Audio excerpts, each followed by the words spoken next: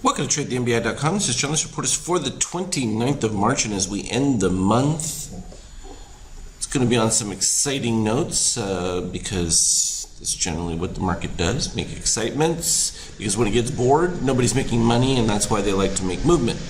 It's sort of built into the equation, and we've been seeing some modest weakness. That's just because we've had this soft rollover of the DOC red and a reset of the shakeout. Of course, this weakness is taking place, at the highs of the recent range period, and well above the support zones. The ABM, well, let's put up the numbers because that's always the best thing to do. The DO fast right down there is the ABM yellow, 2816, and you can follow all of them down to the 2790, which was the low side. Yesterday we get to 95, so it was just above the green, and like I said, as long as you're above that ABM green, you're doing well. The 2799 was the 76% on the Morganacci or Fibonacci lines, depending on your preference, but your normal Fibonacci wouldn't necessarily go off of the range that this does, but that's a whole different story.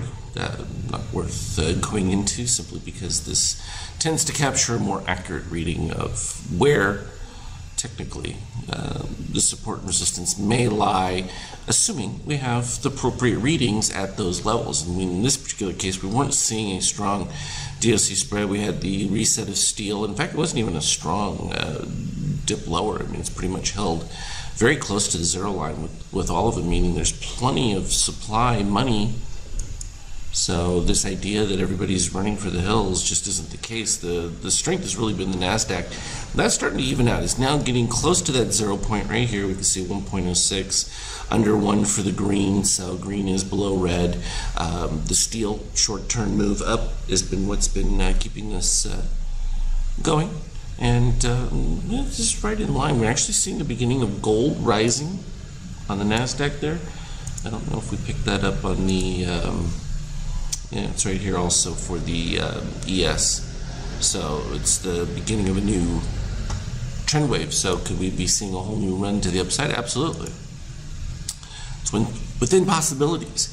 The euro continues to struggle, but not even so. This was the exuberance of Brexit ending, and then the resurgence of no, nothing's changed, and they still don't know what the hell they're doing. And as we talked about when this decline began, we knew it was going to be a good one because no reset of the steel below the red, and look at that. It's another proof for you just to see how that works.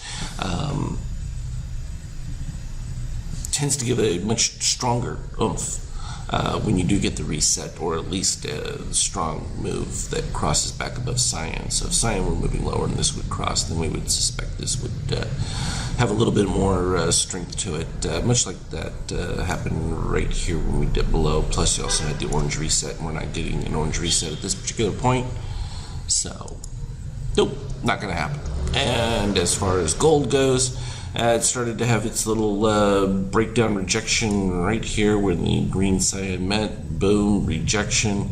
I love those because they become very clear points of saying, hey, one side has overtaken the other, and then you look for matching configurations. In this particular case, the rejection comes at the same time you get a green cross below red. Bar later, you end up with the steel crossing below, so you're still within that range of activity. You also had the increase in the spread between the two, and that gives you a significant punch down. So from an intraday standpoint, intraday was exciting because we started off with the early weakness and had a nice little buy signal. This with the blue coming in off of the dip below the negative 13, but significant crossover point with enough spacing. In this particular case, I like to look for at least 2.25 points between that magenta 9 and the yellow reading on the shakeout. In this particular case, almost 3 plus, so that's more than enough. Still, we're able to get better price because it dipped all the way down there, and that's the thing about longs. They're a little bit more trying in some cases than shorts are. But it continued to follow through with the rising red DOC, and we can see that. And then this was an interesting topic because a little bit later on, and I'll show this one, where we were talking about how in the rising gold and that DOC spread would come in and Azure would still be rising, and that's not a DOC spread from the standpoint of short. You really need those to come to like this conclusion where they get close together, and that's your signal for your best potential. So in this particular case, boom, they meet and you get the DOC spread. It actually started early in that bar and led to a nice little decay. Short-lived though, we dipped below the red line almost immediately as it hit the 61%, and you had your full reset of steel coming back. Though it took a few bars before you actually had the crossover, especially with the green in it, so it was just kind of this muck. And that's going to happen. Then you had the early DOC spread right here below zero. It should have done better than it did. Didn't do it because as the attempt made to move it below the red line, didn't happen, and it really reversed quickly off this reset right there, and that led to move back. Well, at that particular point, happened again, right again at the same 28.18. This is why I like playing around the algos, because I've got a pretty decent range. I've got the highs slightly above them, and I then have also the algo range. So then I start to play that, and there are times where you're going to get a signal that looks, hey, decent short, and sometimes it just doesn't materialize. You'll get a turnaround of buyers pop in, and you just have to be fluid with that. In this particular case, we got right up to the zero line, and short snake. At the same time, you ended up with cyan moving up above red, green going lower, and a couple bars later, boom. That was a pretty good run. And then we talked about this was really early from a buy standpoint because you still didn't have the yellow over, even though you had the nice dip below. What I would typically do would be to run this setup right here where I put my little red, my little line above the last bump. So from that standpoint, it became a little bit more interesting. It was like, okay, you know, I can wait and see if I get a dip to the lows, which actually did happen, and jump on that. And then sure enough, I got the nice rise with the crossover. So was it a little bit more from a risk standpoint? Well, yeah, but I'm still playing it at the zero and not leaving a whole lot of room below the zero line in that particular case, knowing that it wasn't quite there, but giving it a couple bars to manifest itself. It's better than getting in at the start of it, which is up near here. You know, it's like playing the full zone difference. It's a little more aggressive. It's easy to do when you've had a good start to the day. Would I do that as my first trade? No, not really. But once I've built up from a day, you can go ahead and take advantage of some potentials. It's not being risky per se, because you can still define pretty clearly, yes, that should create a pop. How long will it last? Well, that's the relative issue. If I'm getting close to the lows, does that give me enough cushion to be able to capture, 4 or 5 points?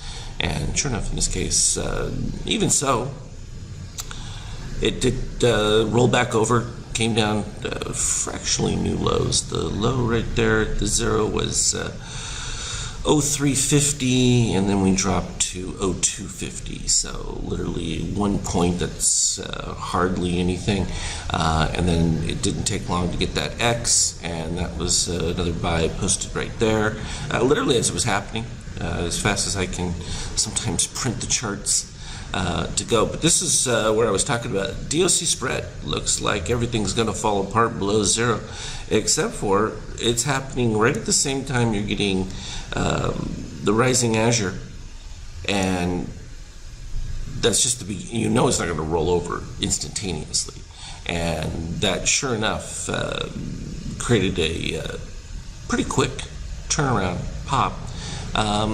Especially since we're kind of in no man's land here. We're kind of in between algo levels. You got the 93 up there, we have the 03, and obviously the zero level right here, and then all the way up at 28.19, and it just kind of drew everything right up to it.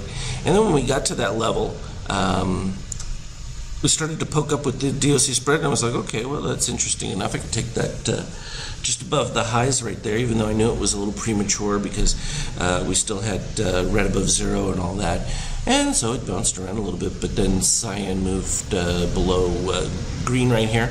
And I'm like, okay, hey, it didn't work out, didn't really cost anything, and you can just be neutral until you get a clear indication. In this particular case, I wasn't willing to do anything special with it, so it was the end of the day, and I just had a good day, so left it. And that's an opportunity where you might get a signal like that okay, it just doesn't transition, and then right after, with the start of one that just doesn't follow through. I was looking for that roll over the red. It started, it just didn't finish. And so there was still plenty of opportunity to get out even in that, and that's intraday trading at its typical. If we look at it from a 50K standpoint, it bought at the lows and did it again, and then also buying again right here at the move above the 50% setup right there. And we're going to probably catch some resistances from 50K right around 29 or 32 range. So that would be the expectation to see something there. And then you've got all the way up here at the 60-something level to be even getting near the peak point. So that's the area to watch. I think a breakout there will definitely draw price right back up to where that previous line was. So to get rid of a bunch of lines on that one was really busy. I think I have a quieter version of the 50K. There we go. It's a little bit less dramatic. So anyway, that's the long and the short of it for now.